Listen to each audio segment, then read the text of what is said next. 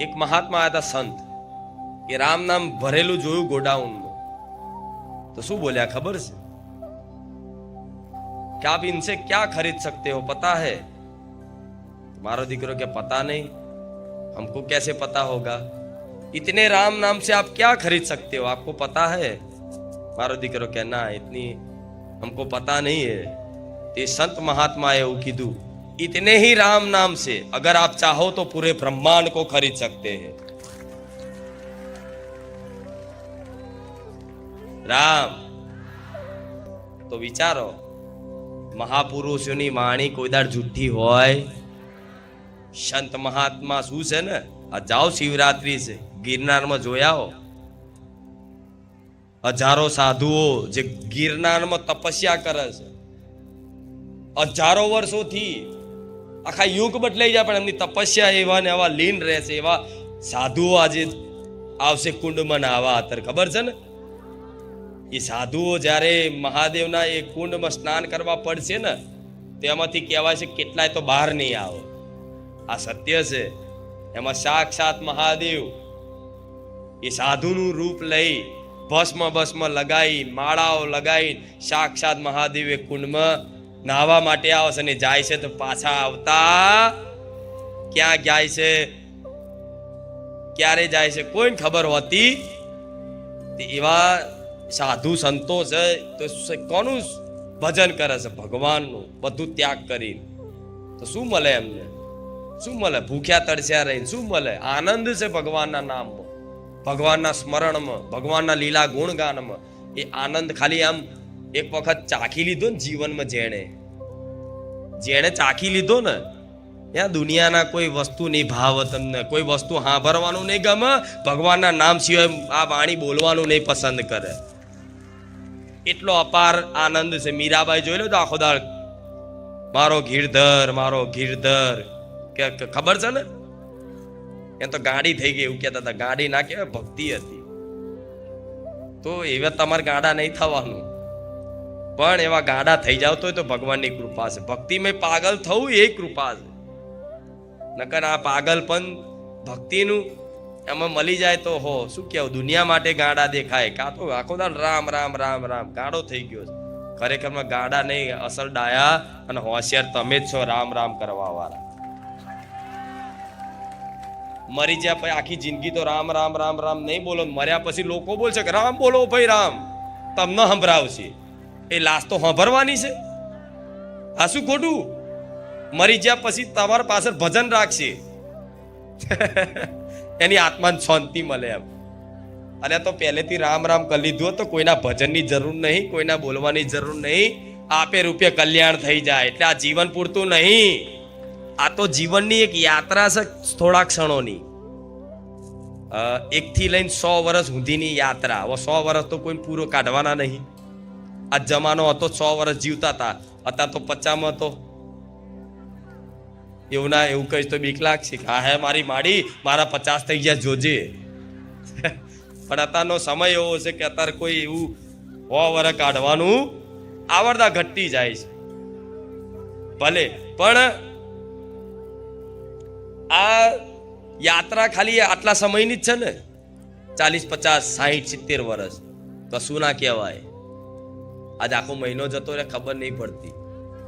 પડે છે એ બધા કબાડામ આખો દાડો વિચારો ટેન્શનમાં કામ કરવામાં. રે રવિવાર આવી ગયો પાછા રોજ ચાલુ.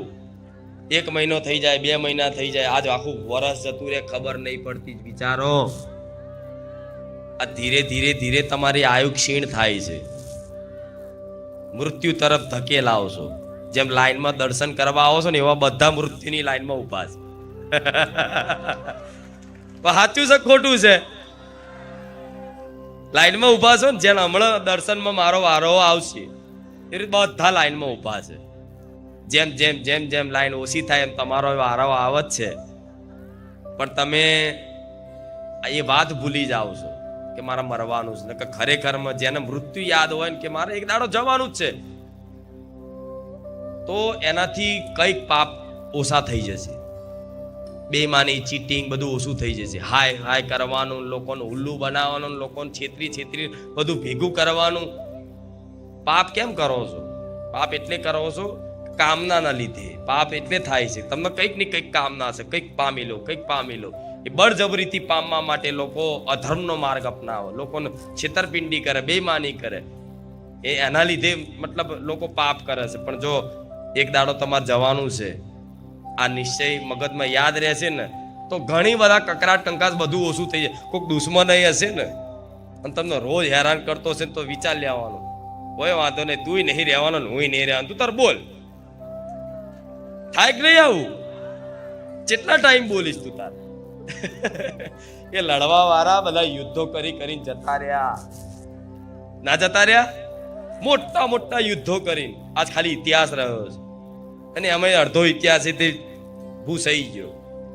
કોણ ઓળખે છે? મારા મર્યા પછી હું કંઈક નામ કમાઈને જો, એટલે દુનિયા કોઈને યાદ નહીં કરતી, ભગવાનને યાદ નહીં કરતી, તમને યાદ કરશે. મારું નામ રહી જવું જોઈએ, મારી નામ ના થઈ જવી પડે જોઈએ. જગતમાં મારું નામ થઈ જાય, મારું માન સન્માન વધી જાય, કુટુંબમાં, સમાજમાં, બધી જગ્યાએ મારી વાહ થતી થઈ જાય, મોટો રૂપિયા વાળો થઈ જાઉં, હું આમ થઈ જાઉં. શું કહું? મર્યા પછી લોકોને એવી ઈચ્છા હોય કે મારું કંઈક નામ રહી જાય. મર્યા પછી ભગવાનને કોઈ યાદ નહીં કરતું, જીવતા જીને મર્યા પછી કોઈ માણસો યાદ રાખે? તો બધી વસ્તુ મગજમાં ફિટ રાખજો કે એક દાડો તો જવાનું જ છે. પણ જેટલી શ્વાસો બાકી છે એ બધી શ્વાસોમાં શ્વાસે મારા રામનું નામ જપી તો લો. એટલે તો ગીત નહીં કે શ્વાસો કી માલા પે સિમરૂ મે રામ કા નામ, આવું સાંભળ્યું ને? હમણાં ગાયું તું પેલા હમણાં. એટલે જેટલી શ્વાસો બાકી છે બધા રામ રામ રામ રામ રામ જપી લો. બહુ આનંદ આવશે, અતિ આનંદ, એટલો બધો આનંદ આવશે તો તમે મને ભૂલવાની કોશિશ કરશો ને કે માં હું તને ભૂલી જાઉં તોય મને નહીં ભૂલી શકું. કેમ કે મને ખબર છે કે અહીંયા શું સુખ છે, શું આનંદ છે, મને માતાને ખબર છે. એટલે મારે બધાને આનંદનો લાભ આલવો છે. પણ લાભ એ જ લઈ શકશે કે જે ખરેખરમાં આ વાતને મોની અને આ વાતને સ્વીકારી અને માતાજીની આ વાણીને સાંભળી અને જીવનમાં પાલન કરશે ને, પાલન ખાલી કોશિશ કરશે ને કે હા માં તું કહેશે ને અમે કરીશું, અમે આ મોનીશું, એના આ લાભ મળવાનો છે. મોની લેજો. આ શું ખોટું? એના આ બધો લાભ મળવાનો છે. તો તમે ચિંતા શું લ્યા કરો છો? જે થવું હોય બધું થશે અને જે થવું હોય થાય છે જ ને. પૂછવા રહેશે કોઈ તકલીફ આવવાની, પૂછવા રહેશે કે હું આ કાલ તારા ઘેર હું આ દુઃખ આવું છું, હું આ બીમારી આવું છું? પૂછવાય નહીં રહેતી, આવી જાય બીમારી, તકલીફ, મુસીબતો, આફતો આવી જાય છે ને.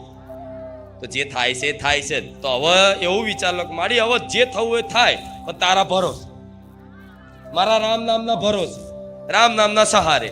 પછી આ બધું પિક્ચરની જેમ જોઈ રાખો, જે થવું હોય થાય.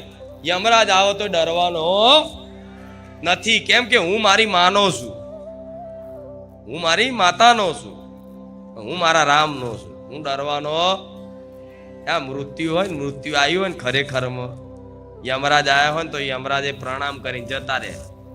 ભગવાનની આજ્ઞા લે, બોલો ભગવાન તમારો ભક્ત છે, તમારું નામ લેશે, બોલો. તમે કહેતા હોય તો આને લઈ જવું, એનો સમય પાકી ગયો. ભગવાન એમ કે હજુ વાર છે, એને હજુ ભજન કરવાની છે, ભક્તિ કરવાની છે, હજુ મારું સુખ, આનંદ, ભક્તિનું સુખ લેવાનું બાકી છે. એટલે અત્યારે નહીં જાઓ. તો યમરાજે કે રામ રામ પ્રણામ કરીને જતા રહે. એનું નામ રામ છે.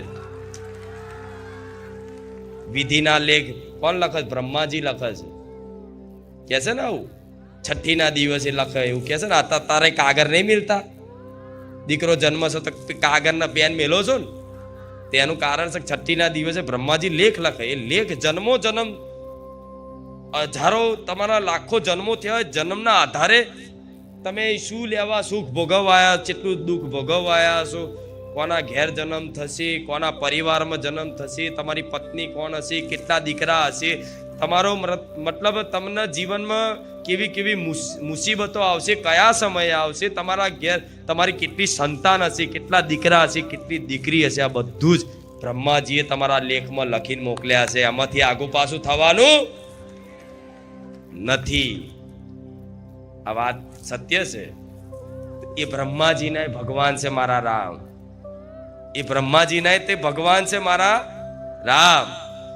તો એ વિધિના લેખમાં બ્રહ્માજીએ તમારા જીવનમાં નરે દુઃખ ને દરિદ્રતા લખી હશે ને, પણ રામ રામ રામ જપશો ને તો બ્રહ્માજી એવું કહેશે કે બોલો પ્રભુ શું કરું, માતા શું કરું, ઓના લેખમાં કોઈ દીકરો સંતાન નથી, માં તમે કહેતા હોય તો રામનું નામ લેશે, આટલી સેવા કરે, આટલી ભાવ ભક્તિ છે, તો બોલો ભગવાન શું કરું, આપી દઉં.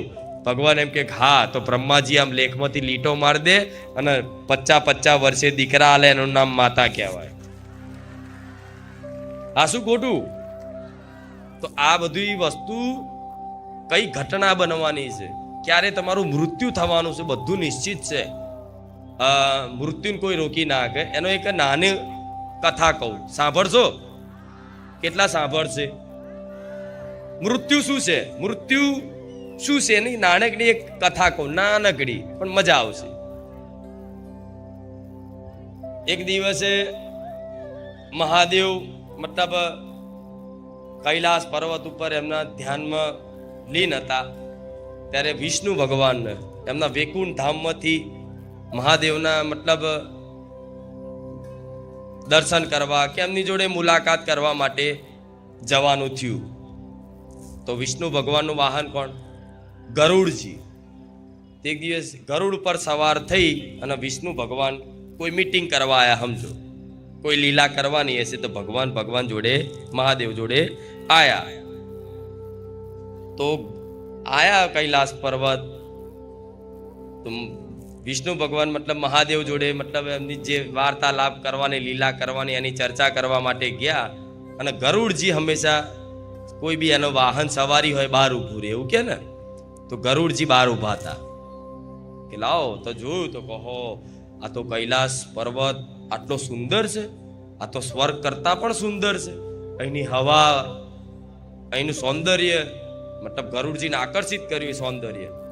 એ જોતા જોતા જોતા જોતા એક ચકલી બેઠી હતી, આટલી રંગીન, કલરિંગ એકદમ મસ્ત એક ચકલી બેઠી હતી. તો તરત જોયું કે હા ભગવાનની બનાવેલી આ સૃષ્ટિમાં જેવા જેવા જીવ ભગવાને બનાયા છે. એ જોતા જોતા આનંદ લેતા હતા, ભગવાનની જે રચના છે એનો આનંદ લેતા હતા. આટલી મસ્ત પક્ષી વિશે ચકલી છે, નાની સુંદર.